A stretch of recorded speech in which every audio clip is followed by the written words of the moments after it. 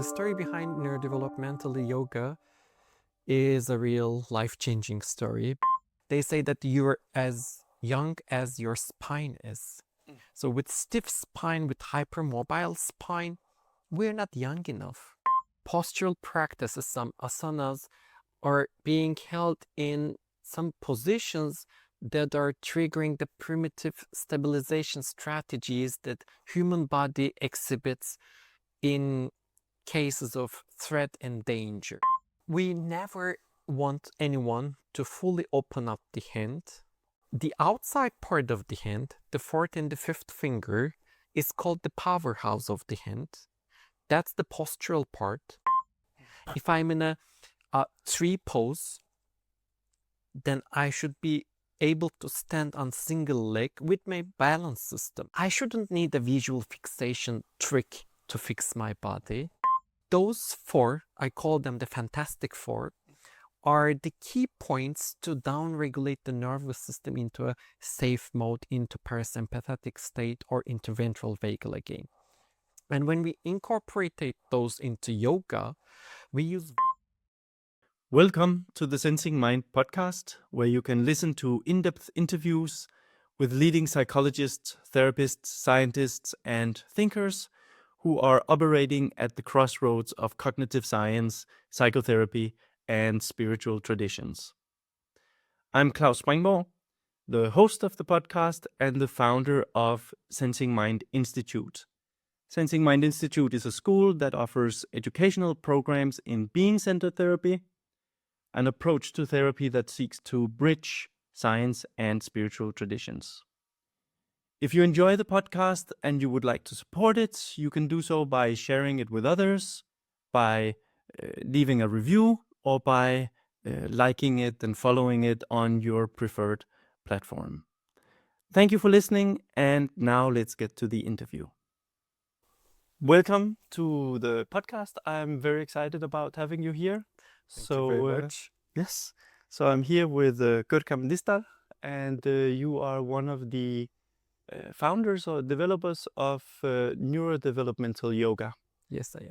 And you have a background as an occupational physical therapist. Physical therapist. Yes. Fantastic. So maybe a good place to start is just to say a little, how did it happen? What's the story behind neurodevelopmental yoga? Yeah. The story behind neurodevelopmental yoga is a real life-changing story because my business partner, Ela, she gave birth to a neurologically disabled child. Her son was born with cerebral palsy.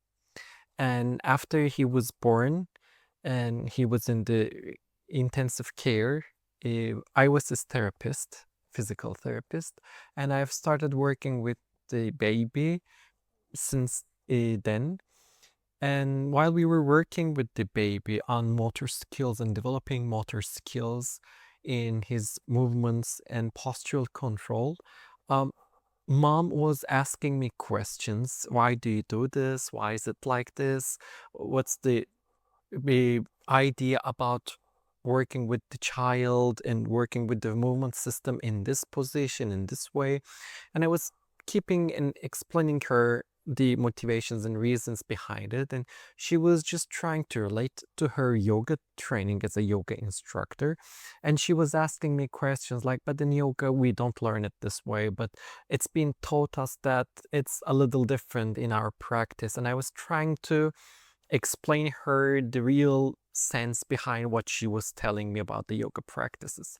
And then she was trying to convince me to teach those information, to teach that knowledge to the yoga instructors. And at the beginning I hesitated a little, but then I said, why not? If there is a need for a deeper understanding of human movement in yoga, then I would really love to do it. Because when we talk about yoga and anatomy, it's a big thing.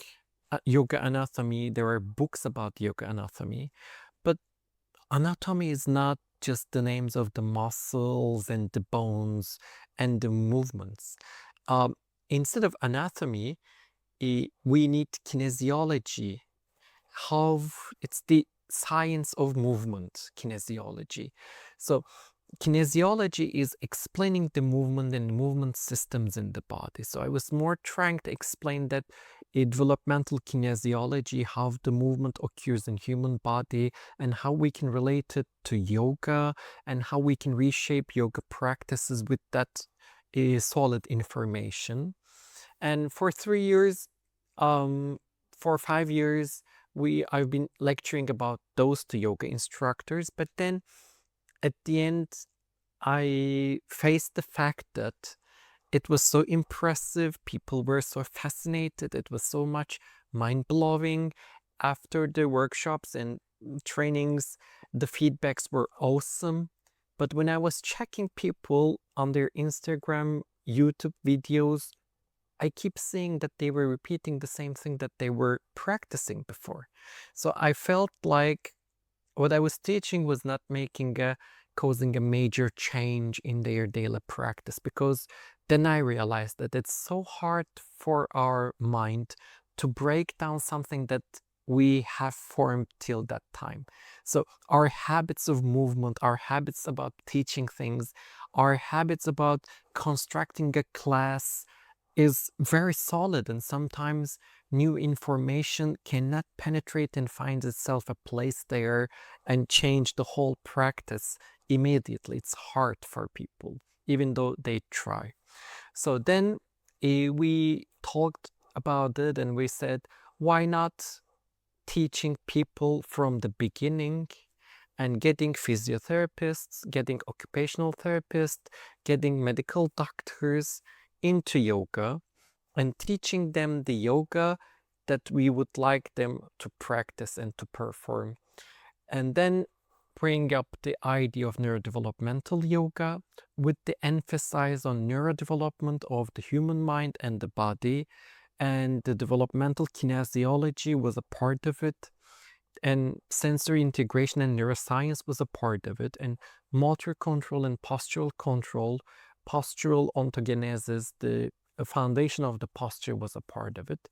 So we make a yoga concept that is more into scientific research, and we try to reshape the yoga of the 21st century with the scientific information that we have collected till now. And what are some of the scientific research that's relevant for yoga? What would you say? I mean, that we have talked it through time, but till now, the research has been designed in a way that there is a certain problem in the medicine, and they were planning a research if yoga would help with this problem. Chronic pain patients, the effect of yoga on chronic pain. Pulmonary dysfunction, the effect of yoga in chronic obstructive pulmonary disease. So it was always to translate, what is that? What's that kind of disease? like breathing problems, obstruction in the lungs. Yes. Or like anxiety, the effect of yoga and anxiety, balance problems in elderly people, prevention of falls through yoga. So these are all researches that are done, and they were like saying, oh, elderly people, old people, they tend to fall, lose their balance. So let's see if we get them on a yoga program, it would be helpful. Yes, it is helpful, but those kinds of researchers are always taking advantage of yoga and trying to get what we can have from yoga to the community for a better living. But what we are trying to do is we are trying to change it upside down. We were trying to say, okay, there is certain information that we have from basic kinesiology, anatomy, biomechanics, human motion, neuroscience, and how we can imply those data, so those scientific data into yoga to transform yoga. So then as we started bringing them together, blending the scientific information with yoga, we came up with the common mistakes that are being done in yoga. And one of those is like grounding from the feet and grounding from the hands. This was one of the things that we have seen. Some other parts were like some postural practices, some asanas are being held in some positions that are triggering the primitive stabilization strategies that human body exhibits in cases of threat and danger. So we wouldn't like our body to mimic the motion that it is natural for us to have occur, create in case of threats in a yoga class, because body and mind connection tells us that if we get into a posture related to a emotion, that emotion is going to come, or if the emotion comes to the body is going to get into the posture of the emotion. So when you're practicing asanas, posture practices, if you're practicing that asana by holding your breath and with all the force on your neck and by contracting your neck muscles and trying to get strength from your feet, that's a primitive stabilization. That's a fight-flight response for the human body, because in case of danger, we do this for protection or for survival. And when you practice the yoga asanas in such a way, I don't think that that is really helpful for the nervous system and the body to calm down and to benefit from yoga. No, of course, that makes a lot of sense. Now, I think most people hearing this would say it's probably not many yoga instructors who will ask people to tense up around their necks and stuff like this. So I'm curious, if we take one step back, like what are the you're speaking about the fight flight, the postures and stuff like that. What is the scientific research that this, how do we know how the body moves in the fight flight responses? How do we know how the body moves in these things? What's the science behind it if we start there? If we go back there, of course, not the yoga teachers are asking us to do it, but this is our way of handling the situation in a pose. Because if the demand of the pose is beyond our reach or performance capability, then in order to cope with the pose, we start using primitive stabilization strategies. And tensing the neck is one of them. So people do not say tense your neck, but people always say release your neck. Don't forget to breathe in. And this tells us that we forget to breathe in and we're holding to our diaphragm, we're tensing up the neck, we're holding to there. And this is, as we said, is a fight-flight response. So these things that you speak about now, you mentioned sometimes that the one piece of research that underpins this is sort of the developmental of children, right? How they, what's the sequence in which they develop their muscles. Another theory that you mentioned is the polyvagal theory. And I'm just curious if you can speak a little bit to first the one and then the other. Sure, Maybe let's start with the, if you talk about how do children develop muscles, what's the sequence in which they develop, and why is that important for yoga? For movement in yoga. Yes. Speaking of those primitive stabilizations and compensations, or we can call it, in the body, we see it and we know it pretty well from pediatric neurology and from cerebral palsy, impaired neurological systems and movement systems. From that point of view, every newborn, you, me, everyone watching and listening us, when we were born, the first thing that we developed in our bodies, getting the head upright into extension. When we were positioned prone, we were struggling to get against gravity and to build up extension. So therefore, starting with the extension motion in the body is a very universal thing, and it doesn't change in North Pole, South Pole, in Ecuador, in Asia, in America, everywhere underworld, every sapiens starts motion after birth with extension. That's a universal principle to overcome gravity. And every sapiens babies born in flexion, so we need extension to go out of that flexion posture. And once we get out of that flexion posture by developing extension, then we go in, we work on flexors, flexor muscles and flexor activation to And balance can that you just give us extension and some flexion. what's some examples of flexors? Yeah, flexion. Just Extension is like when you're on prone, lifting up your head and neck and torso is an extension. For flexion, like when you're 3 months old and when they position you on your forearm, holding yourself on the forearm, activation of the pecs, activation of the upper chest, and that motion that is coming from the front part of the body, that activation of the front part of the body, incorporation and co-contraction with the back of your body is a flexion and extension balance. So with that flexion and extension balance, we learn to integrate those two motions, and with those two motions we learn to stay upright. So when we stand upright, that's not an hyperextension, that's not a flexion, it's just holding them and keeping them together. And after that, when we position ourselves in the midline, then we can cross the midline and we can move sideways. And in order to have the sideways frontal plane motion or lateral flexion motion, we need to first master extension and flexion and keep them together. Because without flexion and extension balance, it's impossible for the movement system to move laterals.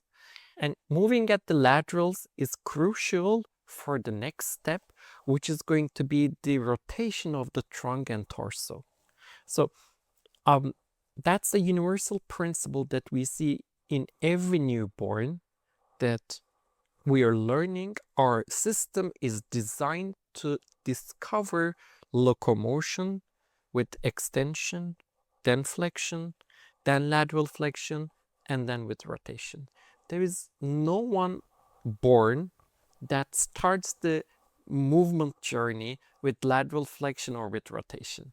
So they're all prerequisition for each other to start with. Once you master one, you move with the other, and that's how the locomotion and the movement system evolves in our bodies. okay. So just to simplify it, or to give an example with the babies, you say first they learn to lift their head, then they learn to collect the front.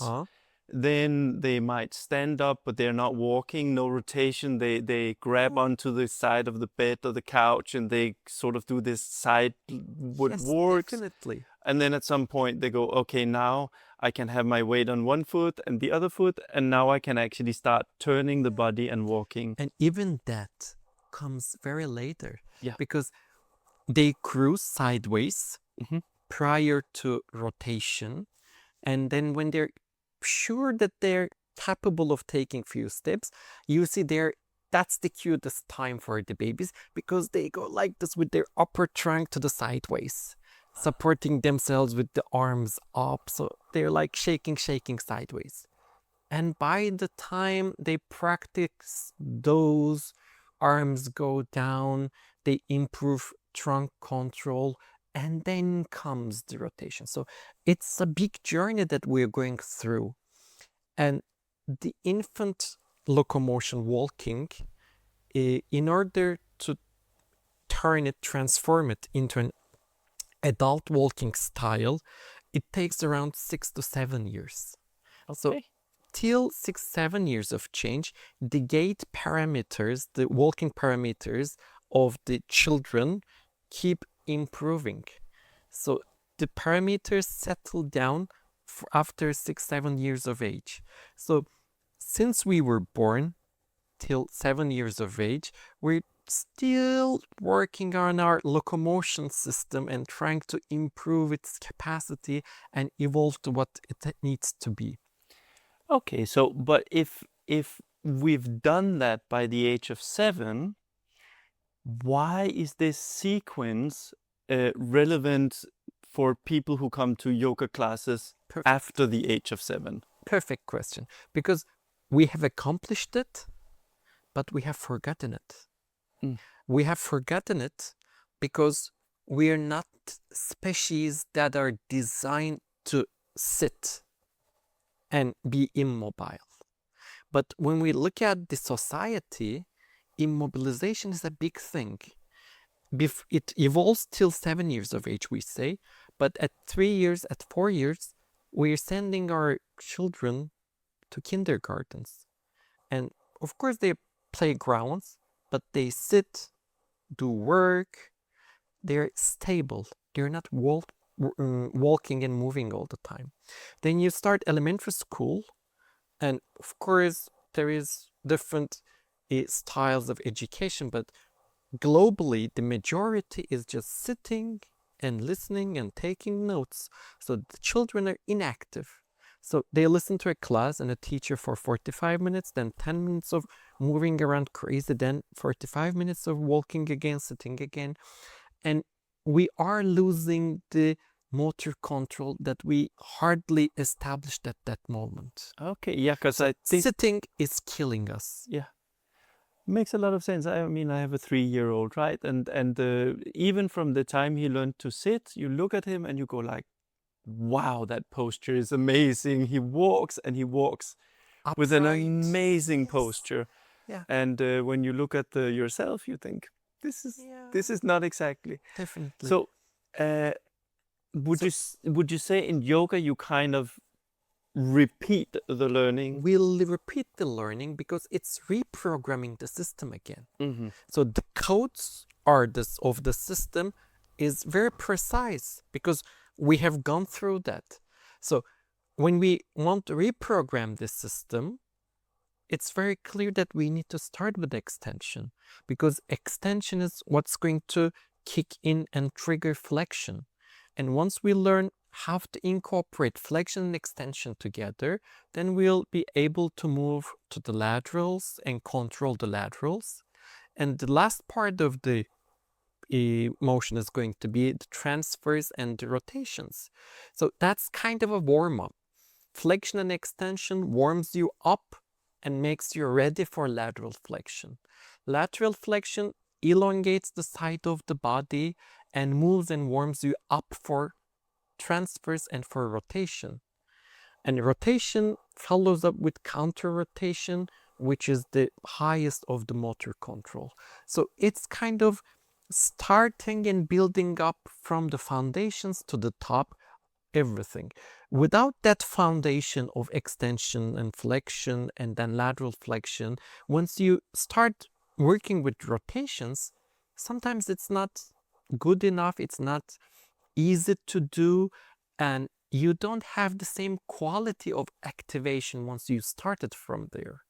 So starting from the beginnings and the foundations is just warming up the nervous system and the body to the way that it has been experiencing it for years, and it's been evolved and experienced it for millions of years before us. Yeah. So in concrete terms, does that mean what does that mean for example, yoga practice? Does that mean that you have to build up the sequence of positions or asanas in such a way that it follows these principles, or that would be perfect? And that's one of the things that we encourage our students in neurodevelopmental yoga, because when you have the sequencing of the asanas and when you analyze the asanas and when you start the sequencing the asanas, when you follow such a sequence of the motor development, it really helps the body to warm up and have a chance to perform the next step in a much better way. And yoga practice is already built upon that fact without knowing it, because intuitively it's been designed in this way, although they didn't have that point of view or the information about it.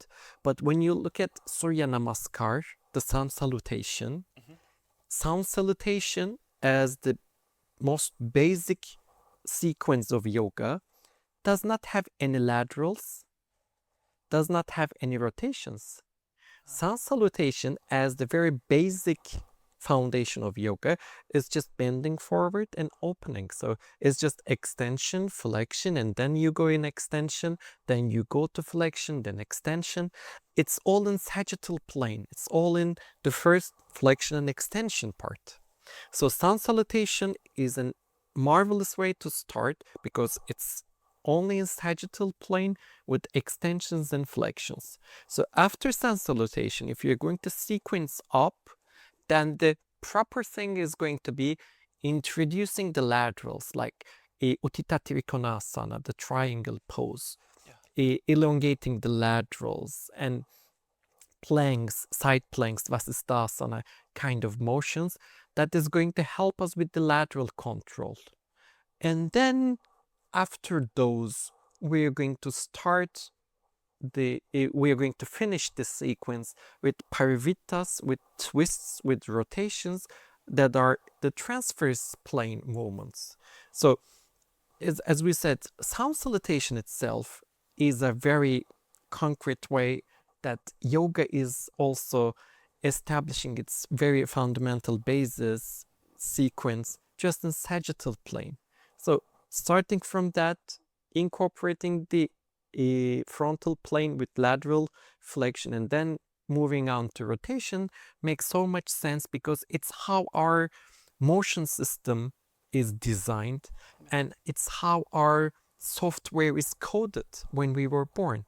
So what if what would be some of the problems that can arise if you skip one of the steps? Say you go straight to the triangle pose. Yeah. Well, let's say if you skip the extension and flexion, go straight to the triangle pose. What are the common problems then in that? Perfect and then question. later, maybe what are the common problems if you skip straight to rotations? Yes, perfect question. Because we need to prepare our spine for lateral flexion. And when we're in flexion or too much in extension, but not in the combination of both, when we want to do a lateral flexion, our spine does not work laterally properly or evenly. We tend to shift.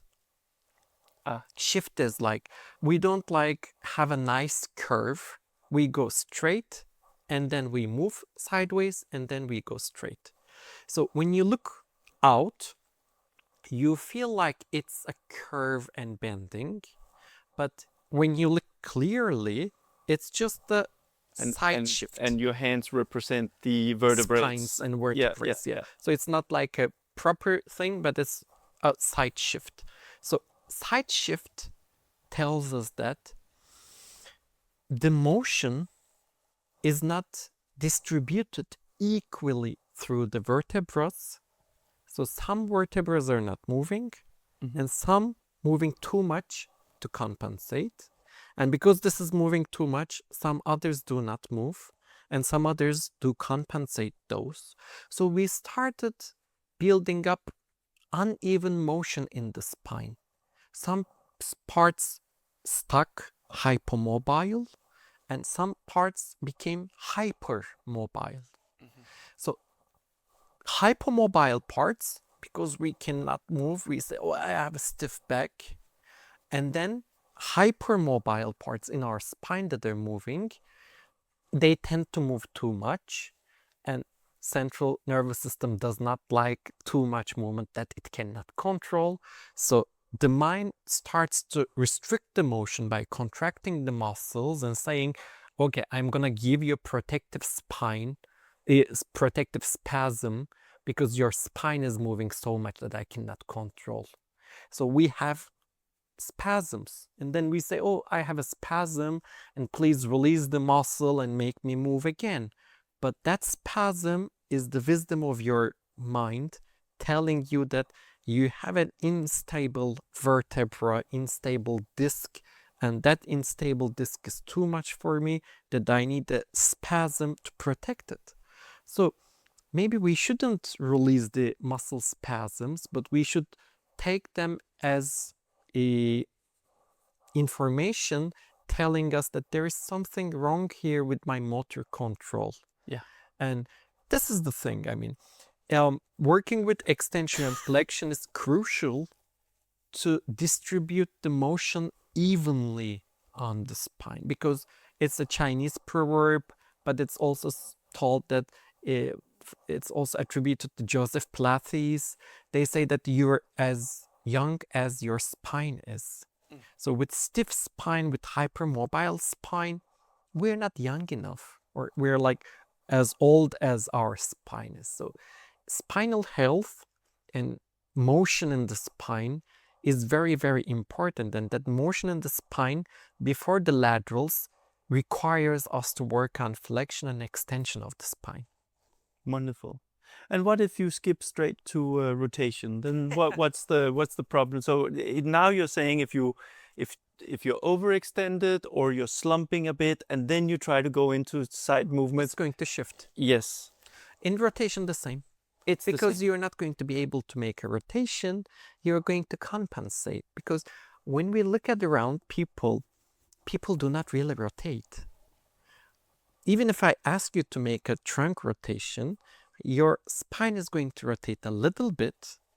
Then because the spine is not going to rotate, we are going to be using the shoulders. One shoulder is going to pull forward, the other is going to try to push backwards. And that forward and backward pushing of the shoulder blades, the scapula, is going to give me the impression of rotation with a shift. But that's not really rotation. One is scapula pulling forward, the other is scapula pushing forward. Without the scapula, the trunk rotation, the spinal rotation is very limited. And that's also because we are not mastering lateral flexion in our life. And we are also not mastering lateral flexion because we are stuck in flexion or we are stuck in hyperextension.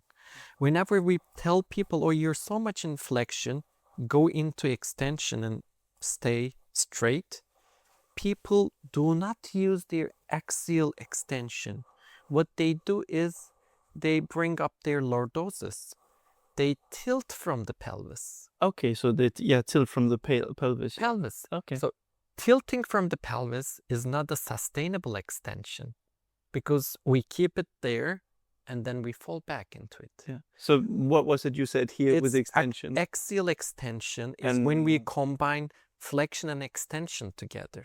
Okay. Because our balance system in our inner ear, the vestibular system, is telling us the gravity. And because we sense gravity with our vestibular system, staying straight means knowing the gravity and resisting the gravity. So when we are in a slump position, it's not because our muscles are weak sometimes. It's because our inner ear, vestibular system, the balance center, is forgetting sensing the gravity and then not telling us to get against. How does it forget telling us? I thought that was sort of automatic. For this, we require movement. If we are not moving, our muscle tone gets less. Because your nervous system is saying, okay, this guy is just staying there at the couch. He's not going to move anywhere. So I don't need to keep up the muscle tone up and make it ready. So I'm just going to save energy and I'm going to reduce the muscle tone so he gets into a slump position. But if there is a possibility of motion, we stay more upright. So if there's no motion, our balance center is sensitive to motion. If there's no motion, our balance center gets into a silent mode and stops getting the gravity in others, and we go to the floor. So if it doesn't have any information to work Yes. with, it Yes, definitely. devolves. Definitely. So therefore, if you feel like you have a low muscle tone, and if you stand and jump and jump and jump for like a minute, and then when you sit, you feel like you're tensed up and you're more alert, because that movement helps you with it. Like when you're studying, you feel like you're falling asleep, then you go and walk around, go to the kitchen, get something, go to the restroom, walk in the house, and then come back to the table and start working again, because that motion is going to make your central nervous system more alert, and that alertness is going to bring you extension against gravity. Good. Okay, fantastic. So then I'm curious about the other theory, the polyvagal theory. Maybe if you can just briefly summarize, what is that theory? Yeah, sure. Polyvagal theory is the theory pioneered by Stefan Porges and Peter Levin. And polyvagal theory, very briefly, says that it's how our mind and neuroception is shaping our physiology. And in that case, we have a vagus nerve is like ventral vagus and dorsal vagus nerve. We have two vagus nerves. And ventral vagus nerve is the part of the vagus that innervates the system that is related to social engagement. Because we as humans, as mammals, we're pack animals. We survive only in packs, in groups. We're herd, a community-dependent species.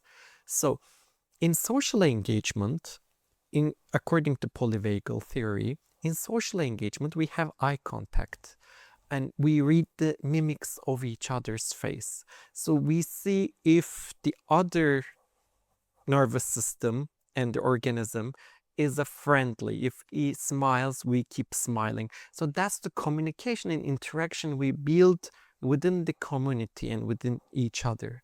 And in that social engagement that we are looking into the eyes and we're smiling and our body starts releasing oxytocin, that's a binding hormone, and we feel attached to each other, connected to each other. It gives us the feeling of safety and security because we are surrounded by similar nervous systems and similar species, and we're synchronized to each other. So I am safe here. And when I'm safe here, I'm oriented to what's going around to me. And when I'm oriented, I feel mindful, grounded, and I feel curious to discover and to learn. Because when I'm safely grounded and secure in an environment, then my attention goes around and I discover, I enjoy, there is joy in it. And in that position, our autonomic nervous system acts accordingly. And when saying it, in that state, our autonomic nervous system starts repairing our DNA, starts getting the waste out of the cell. Our nervous system starts detoxifying. Our nervous system and our cells starts repairing the damaged cells, not just the DNA, but the cells. So it's a repair state for us. And that's very important because it's like maintenance state. We're doing the maintenance of the body that needs to be done regularly and properly. In that state, of course, we have ups and downs. It's not always parasympathetic state that, oh, lovely, lovely. But like we're relaxed here having a nice chat, and if a suddenly doorbell rings, our arousal rises and we have a sympathetic activation, and we have a sympathetic activation in our body, and as a part of that sympathetic activation, our muscle tone increases, and suddenly we get into a different posture, maybe pupils dilate and we get alert. But that's a part of the daily activity and we know it's not a threat, and then we go back. So that's the oscillation of our nervous system. It's always ups, but then downs, and then we regulate ourselves and we modulate ourselves. But there are some cases in life that are too much activation, and that's a stress sign, and that's a threat for us. We go to fight flight mode, and there is a danger, there is a threat, and I either have to overcome the threat or run away from the threat. So in this case, I have to make a choice if I run or if I fight. But running and fighting, they both require the same physical activation prior to the action. So that activation is what autonomic nervous system does immediately, automatically. And when we get into a parasympathetic mode, in a fight-flight mode, our central nervous system tells our body to release cortisol and adrenaline. So our heart rate starts pumping and the blood goes through the body, but it does not go to the distals. It's more central. Because of the injury, we don't want to lose blood. So the eyes pupils, they dilate. The digestive system, it blocks itself.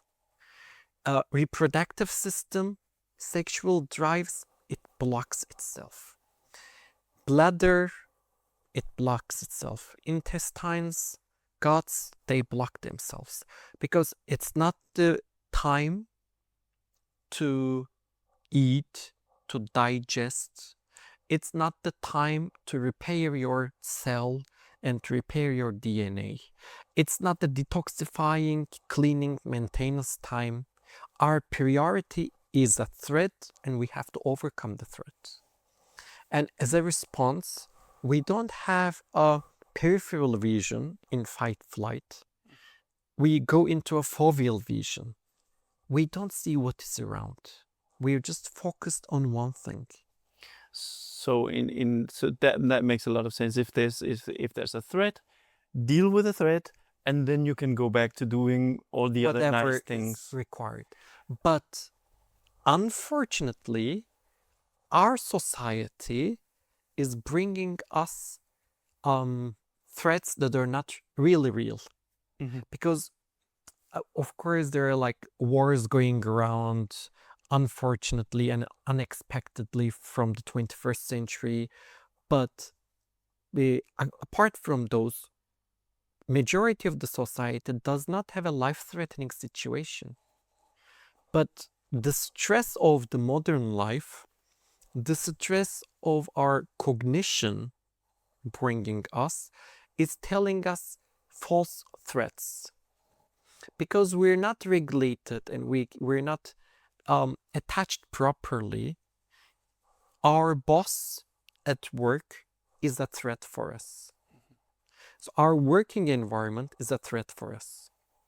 Our exclusion or the mobbing or the bullying we have in school is a threat for us. So we are unfortunately not acting accordingly to our design, because our design is, there is a threat, I run out of the threat, and I'm safe here now again. But our threats are not threats that we can run away. If there is bullying at school, you have to go to the school and face the same condition again and again. As a consequence, you're in constant fight-flight. If you're having mobbing at your job, you have to go to that job and earn your life and face the situation all again. So our fight and flights, our threats are now constant things. And as a result of that constant stress, our body adapts to constant stress in a different way. Because after some times we say that I cannot run away from this. and I cannot fight with this anymore. So I'll go into freeze mode. Freeze mode is a parasympathetic state again.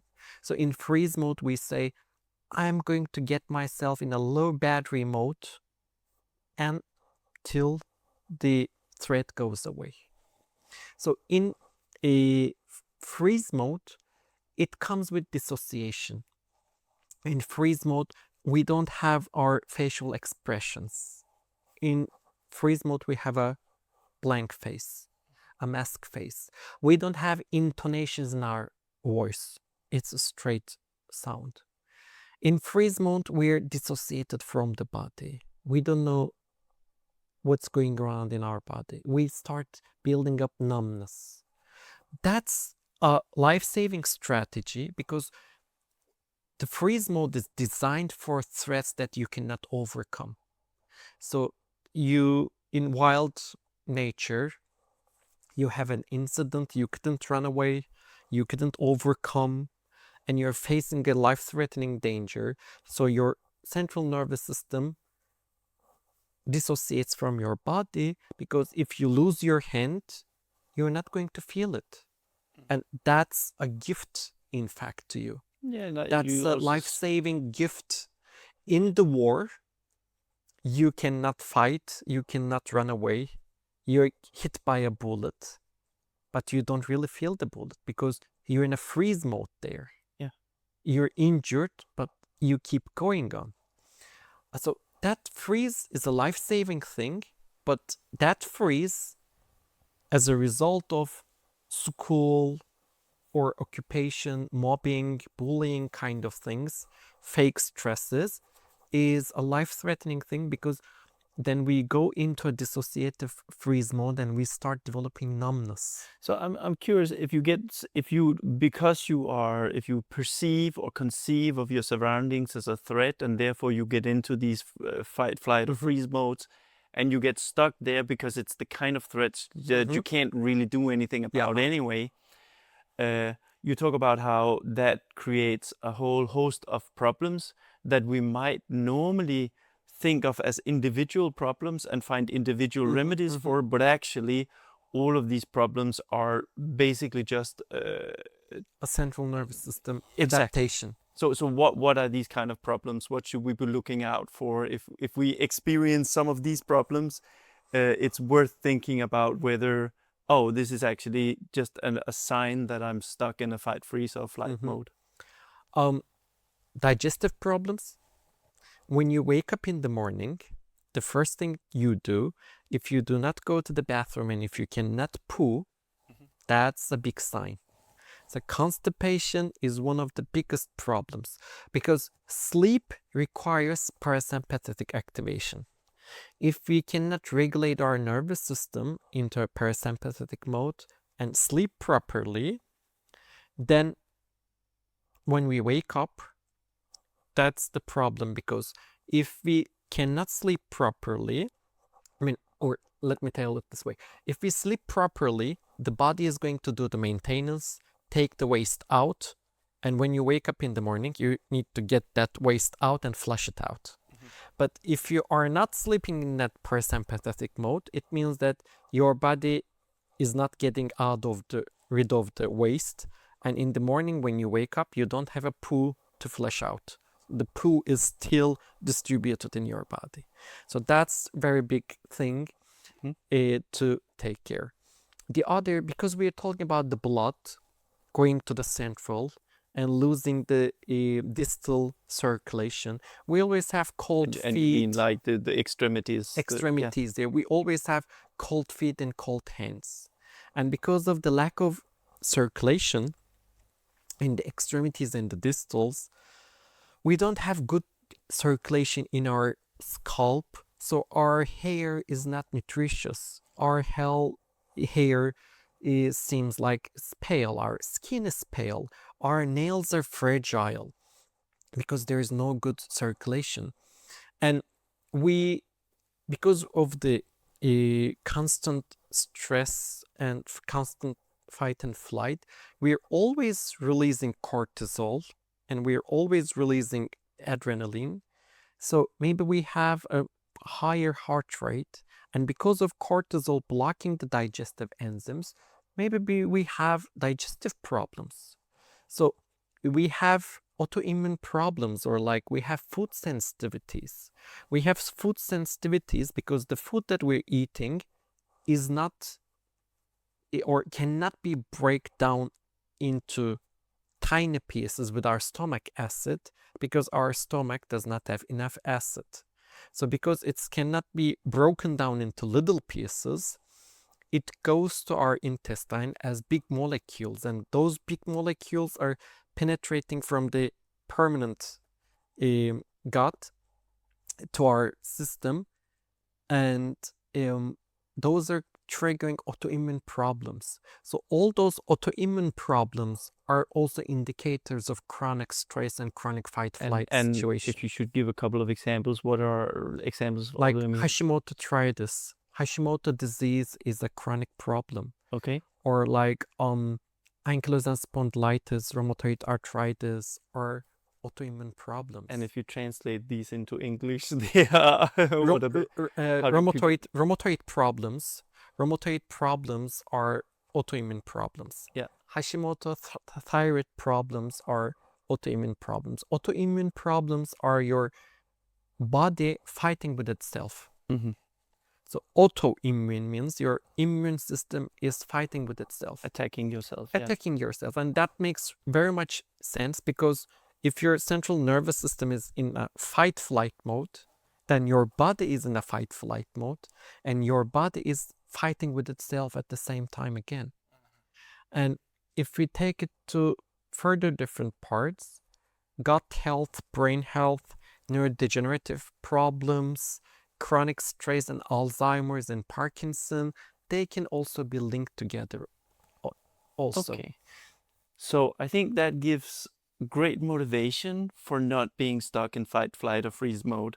So which is something that we cannot properly arrange ourselves, because it's an automatic switch. Yes, but one of the things that you mentioned was that we can do something, and this is to bring it back to yoga, right? We can do something in terms of if our body mimics the relaxed state, that can sort of nudge our nervous system in that direction. And if it mimics fight, flight, or freeze modes, then our body postures can nudge our nervous system in that direction. So what are some of the typical body postures that would correspond to fight, flight, and freeze? Everything that we do for motion provides us proprioceptive sense, which is the sense of the body coming from the muscles and the joints. So proprioception is the main ingredient that helps our nervous system to calm down and to down-regulate. And by proprioception, you mean sensing yourself. Is sensing yourself, which is through exercise and movement. So any kind of exercise, calisthenics, gym, weightlifting, training, everything, yoga, Pilates, all of those are going to help us to down-regulate and get calm. Vibration is another thing that we use to down-regulate the nervous system. All kinds of vibrations helps us to calm down and regulate. And deep pressure is something that we like to down-regulate this nervous system, because we love hugging tight, we love firm handshakes, we like to feel our body through deep pressure. And deep pressure is also deep breathing, increasing intra-abdominal pressure, and activating vagus nerve in our guts is also deep pressure. So deep pressure helps us to down-regulate the nervous system. And also like little rocking back and forth, little head movements and rotations is helping us to calm down. And we know this because when a baby cries, we take them and we rock them. That's vestibular input to the system. We wrap them, their hands and feet together, because that deep pressure is giving them the security and it downloads them when they're crying. Or we put them in our chest and we tell a lullaby, and that vibration is calming down the nervous system of the baby when they cry. So, or they're moving and playing and with the proprioception that they create themselves, their nervous system gets calmed down and down-regulated. So those four, I call them the Fantastic Four, are the key points to down-regulate the nervous system into a safe mode, into parasympathetic state, or into ventral vagal again.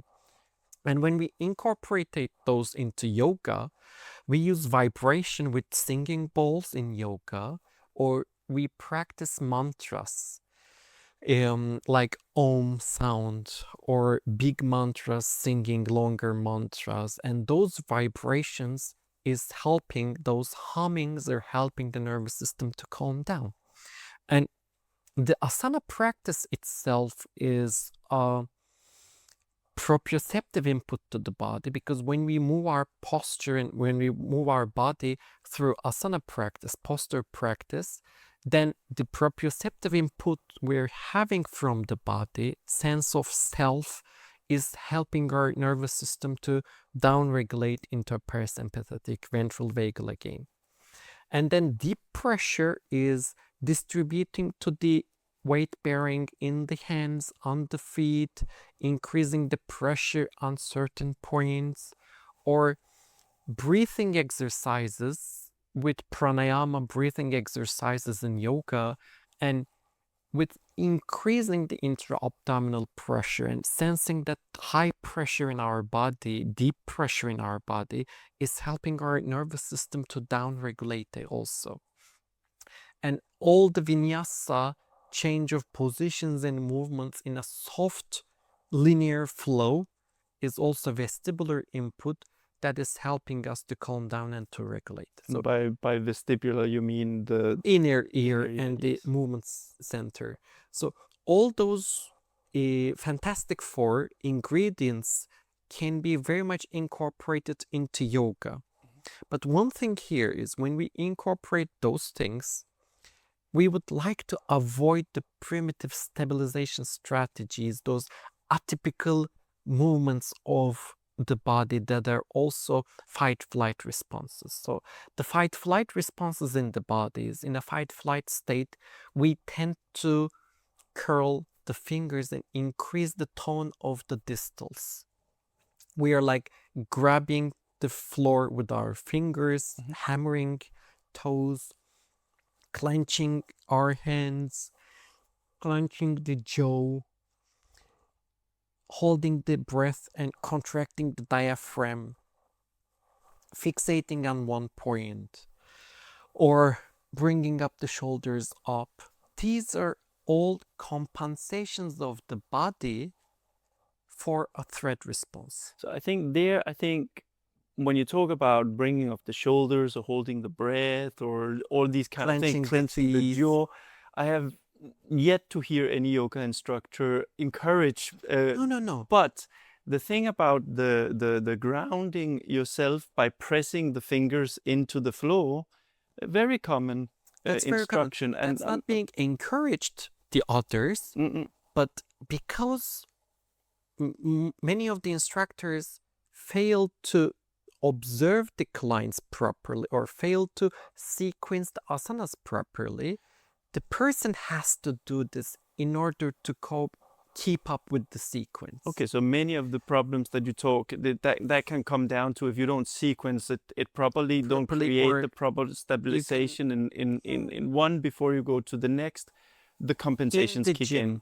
When you're exercising, don't you clench sometimes? Never. Of course. Of course you doing. If you say never, it's because you're not aware. But everyone does. Yeah. It's not because you're doing it wrong. It's because the amount of weight you're trying to lift is beyond your capacity, and your central nervous system needs extra support from something. Yeah. And that overweight is making your nervous system into a fight-flight mode that you couldn't look. and teeth, everything. So you So would when say, you're practicing a yoga in a group of people that is more advanced than your capacity, and you are to keep up with them, you're going to keep up with the group with whatever you have. You're going to tension up your neck, clench your teeth, hands, everything. Unconsciously, you have to do it. So that's what we're trying to say.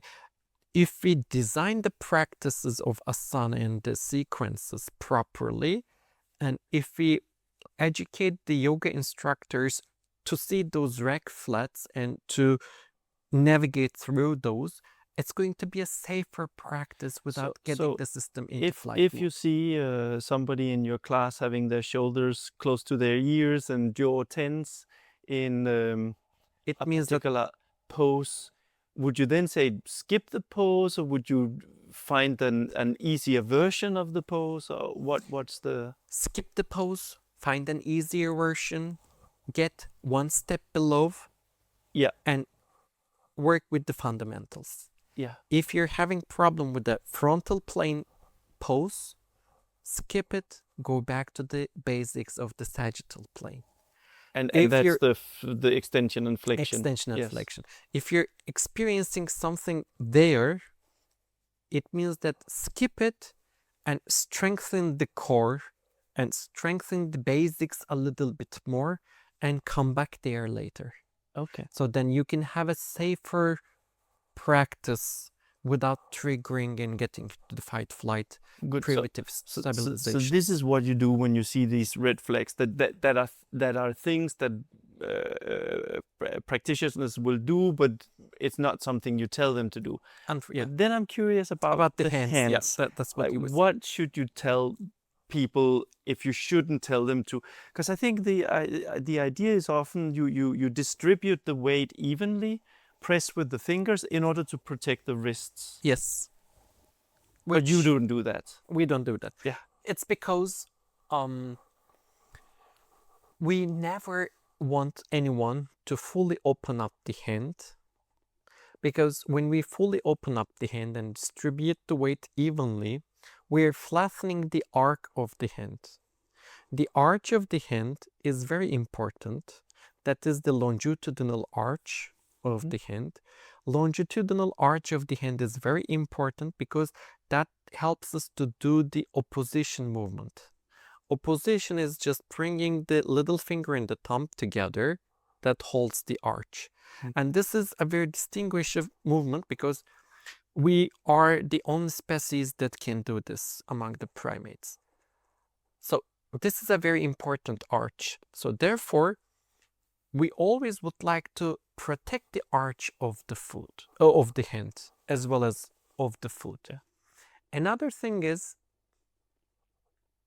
when you're a baby, without knowing all those informations that was told to you by your instructor, but when you have your inner wisdom, babies never distribute the weight evenly. Children never distribute the weight evenly because their inner wisdom tells them that they have to distribute the weight to the lateral part of the foot, of the hand. The outside part. The outside of the hand. Because the outside part of the hand, the fourth and the fifth finger, is called the powerhouse of the hand. That's the postural part. We hold it together and we move the first three of the hand together. When you write, how do you write it? You close the fourth and the fifth and you write with the first three hands. When you're drinking something, you close fourth and fifth, you take the cup and you drink it. When you open the door, you close 4 and 5, the powerhouse, then you grasp the key. So every hand function,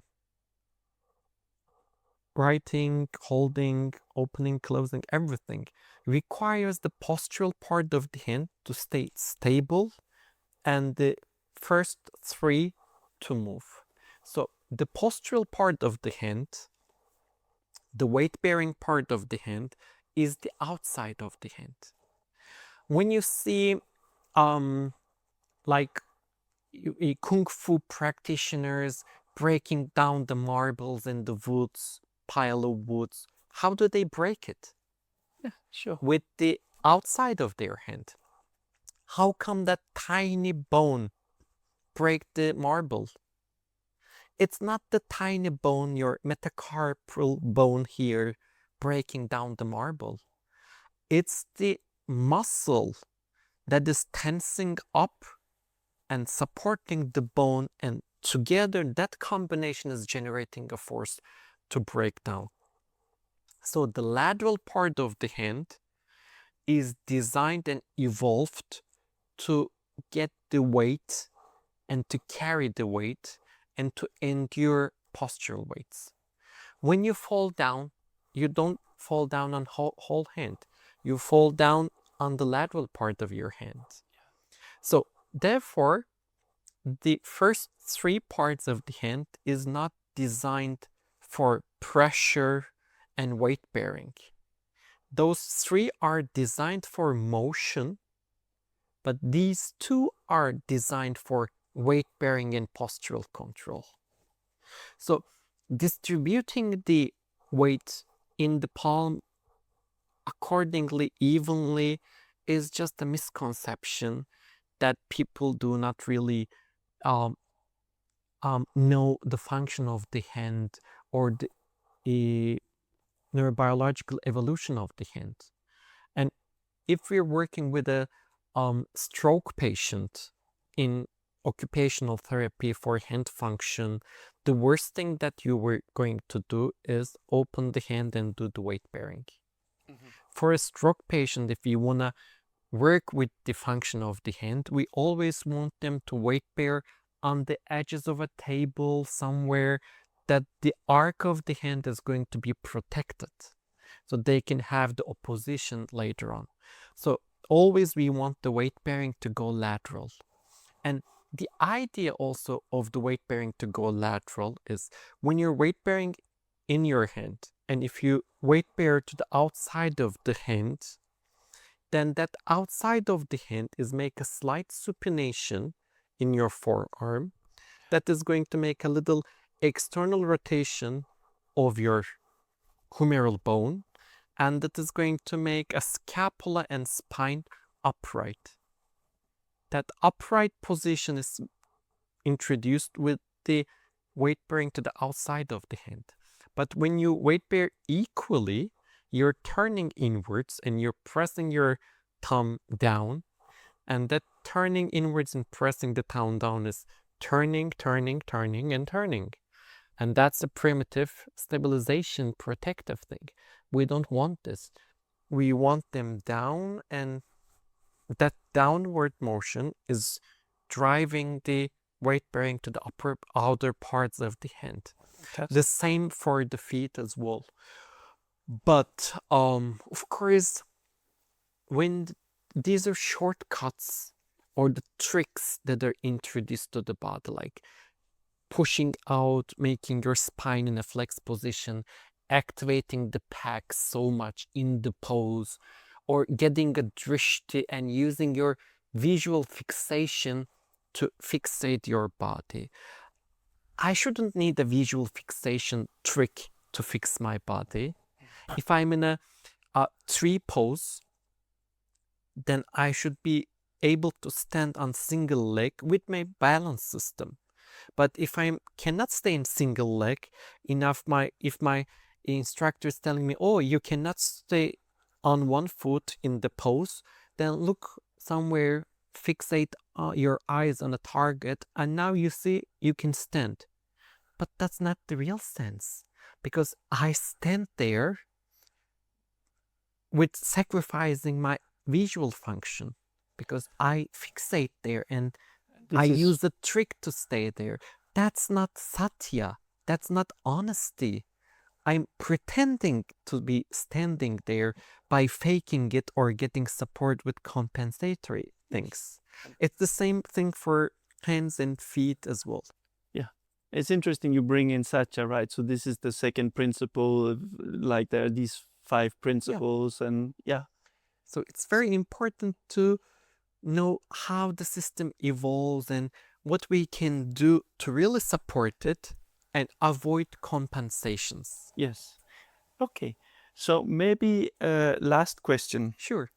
Because I think it's very interesting what you're talking about, how you take the knowledge from research in child development, knowledge from research in the polyvagal theory, and you say, well, what are the consequences for how can we upgrade yoga? Or how can we what can it tell us about yoga practice that is helpful? Because I think a lot of yoga practitioners will say that that's exactly what they're doing, right? They are taking certain universal principles and the whole thing about alignment in yoga that has been very big for a long time. It's also based on anatomy. So what's the difference? Why don't they say the same thing that you say? Because anatomy is not the same thing as kinesiology. Because kinesiology is the movement science, but anatomy is the structures in bones and the alignment thing. But anatomy is just one part of it, and anatomy tells us the names of the muscles and which way the muscles work, but that's not kinesiology, because anatomy is studied in a dead body. The cadaver at labs, they're all dead bodies that oh, this muscle, what happens? When I pull this muscle, it brings my arm. So biceps, it contracts, flexion, releases, extension. But this happens on a dead body. On a dead body, the bicep contraction helps with elbow flexion.